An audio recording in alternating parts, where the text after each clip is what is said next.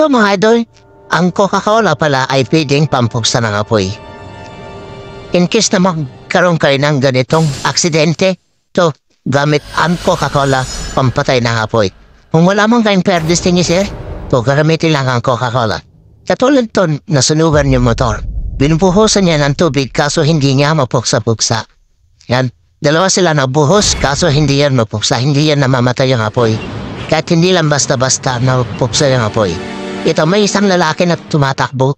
Yan, gamit ang Coca-Cola pinapuksa ng apoy. Ang bilis na puksa. Napakabilis. Napakabisa pala yung Coca-Cola. Isa pang mabisang pampuksa ng apoy ang tubig na may sabon. Ito napakabilis, diba? Hindi lang basta-basta tubig ang ibubuhos. Lagyan ng kunting sabon. Tapos ibubuhos mo. Napakabilis. Siguradong mamamatay yung apoy. Diba? Napakatindi. Wow.